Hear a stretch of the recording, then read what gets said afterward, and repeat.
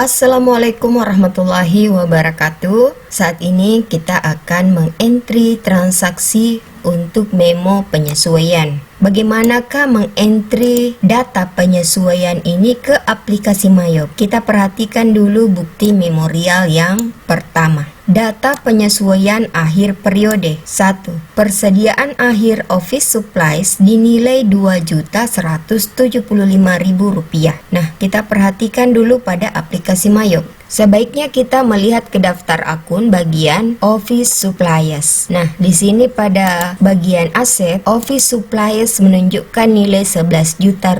Tentunya nilai ini akan kita sesuaikan sama seperti data penyesuaian yang menyebutkan bahwa nilai Office Supplies senilai Rp2.175.000. Cara untuk menyesuaikan Office Supplies yaitu sebagai berikut. Kita close dan kita tetap memilih akun. Selanjutnya pilih record journal entry. General akun kita isi sesuai dengan nomor bukti BM121. Masukkan tanggal 31 Desember 2024. Memo data penyesuaian. Agar nilai persediaan akhir sama, maka kita akan mendebet beban pemakaian perlengkapan. Kita memilih Office Supplies Expense. Use akun. Masukkan nilai perhitungan 11 juta dikurang Rp2.175.000. Jadi nilai pemakaian perlengkapan yaitu senilai Rp8.825.000. Dan yang dikredit adalah perlengkapan kantor. Lanjut kita akan menyesuaikan poin yang kedua yaitu beban sewa toko. Nah, di sini menyebutkan beban sewa toko di bulan Desember tahun 2024 senilai Rp2 juta. Maka kita masukkan beban sewa rent expense kita gunakan senilai Rp2 juta. Kemudian yang dikredit adalah sewa dibayar di prepaid rent dan yang berada di sebelah kredit. Lanjut pada poin ketiga, beban asuransi bulan Desember tahun 2024 senilai Rp1.750.000. Kita masukkan beban asuransi bulan Desember pada akun insurance expense. Use akun, masukkan Rp1.750.000 dan yang dikredit adalah prepaid insurance. Lanjut kita beralih ke poin yang keempat pada bukti memorial ini. Di sini menyebutkan taksiran kerugian piutang dagang 2,5% dari saldo per 31 Desember. Ini kita alihkan dulu, kita membuka berapa total piutang pada 31 Desember. Dan di sini terlihat piutang dagang senilai Rp566.325.000 dikali 2,5% dari piutang tersebut. Totalnya adalah Rp14.158.125. Nah, nilai ini adalah cadangan kerugian piutang per 31 Desember. Sedangkan cadangan kerugian piutang sebelum penyesuaian yaitu Rp12.800.000.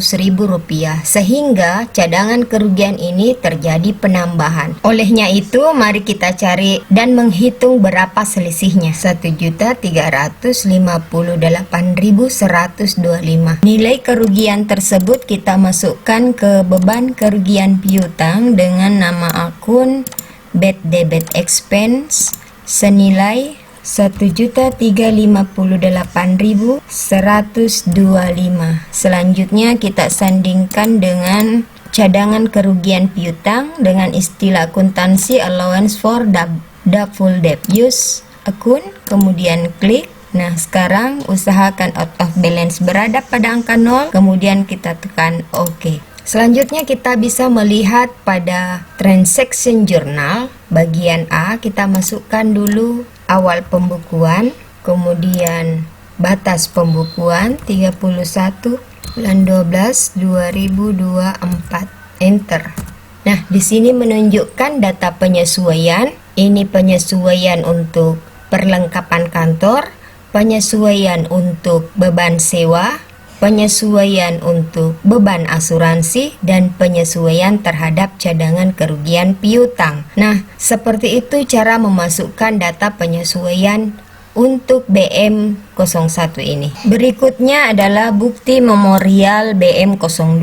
Nah, pada BM122.5 di sini menyebutkan penyusutan ekipmen bulan Desember 1.375.000, gaji bulan Desember sebesar 10 juta akan dibayar tanggal 2 Januari. Nah, di sini kita ada beban penyusutan di bulan Desember dan ada utang gaji karena seharusnya kita bayarkan di bulan Desember, tetapi menurut kebijakan akuntansi usaha dagang sejuk Indonesia, gaji karyawan akan dibayar pada tanggal 2 Januari 2025. Nah, cara untuk memasukkannya ke dalam aplikasi Mayop yaitu masih tetap sama pada saat kita memasukkan data penyesuaian BM121, dan sekarang kita memilih akun record journal entry. Selanjutnya pada general journal kita masukkan nomor BM1202. Selanjutnya masih tanggal 31 Desember 2024, dan memo diisi data penyesuaian. Kemudian pada akun depression expense, nama akunnya depression expense, klik kemudian use akun. Selanjutnya masukkan nilai dari penyusutan tersebut 1.375.000. Selanjutnya disandingkan dengan akumulasi penyusutan peralatan, equipment accumulation depreciation, istilah akuntansinya use akun, kemudian klik di sini. Kemudian utang gaji, kita masukkan beban gaji, wages and salaries expense, use akun, yaitu senilai 10 juta rupiah. Kemudian disandingkan dengan utang gaji. Karena di sini tidak ada utang gaji, maka kita satukan semua utang beban. Kita memilih expense payable, use akun. Selanjutnya klik kredit di bagian kredit. Kemudian out of balance-nya sudah bersaldo 0, maka kita bisa menekan tanda record. Kita lihat lagi tampilan pada transaction journal bagian all dan dua data penyesuaian untuk penyusutan aktiva tetap dan utang gaji telah terinput masuk ke dalam aplikasi Mayop. Lanjut, kita akan mengentry bukti memorial pada poin 7 BM124. Oleh karena pencatatan PPN income dan PPN outcome sesuai dengan faktur pajak standar, maka kedua akun tersebut dapat segera ditutup, saldonya dipindahkan ke PPN payable. Kita lakukan pengentrian transaksi untuk poin ke-7 ini masuk ke aplikasi Mayop. Nah, sebelumnya kita melihat pada akun-akun list nilai dari PPN outcome, ini PPN outcome dan PPN income. PPN income masuk bagian dari harta dan PPN outcome masuk bagian dari utang yang nilainya tertera pada balance. Nah, nilai yang ini semuanya harus ditutup sehingga PPN income yang tadinya bersaldo debit akan kita kreditkan, sedangkan liability untuk akun PPN outcome yang nilainya bersaldo di sebelah kredit akan kita debit agar nilainya juga bersaldo 0. Caranya seperti apa? Ini tidak usah kita tutup, tapi kita langsung memilih akun, kemudian record journal entry, masukkan nomor bukti BM04 31 Desember 2024, memonya data penyesuaian. Selanjutnya pada akun yang dikredit tadi PPN outcome, sehingga PPN outcome kita debitkan senilai, kita munculkan kembali nilai dari PPN outcome yaitu sebesar 143.375.000 rupiah. Selanjutnya PPN income yang tadinya bersaldo debit kita kreditkan senilai pilih aset PPN income 110.822.000 rupiah. Kemudian selisih dari nilai ini karena nilai PPN outcome lebih besar daripada PPN income, berarti kita masih memiliki utang PPN. Kita pilih PPN Payable, use akun. Poin yang ke-8, yang terakhir. Hitung pajak penghasilan badan dengan ketentuan tarif terbaru sebesar 0,5% dari peredaran bruto. Peredaran bruto pada perusahaan di bulan Desember adalah 561.500.000. Untuk menghitung pajak badan, jadi 561.500.000 rupiah ini sebagai peredaran bruto bulan Desember usaha dagang sejuk Indonesia dikali dengan 0,5%. Nah, inilah nilai untuk pajak badan. Selanjutnya kita memilih income tax payable senilai 2.807.500 rupiah disandingkan dengan income tax payable 23. Klik.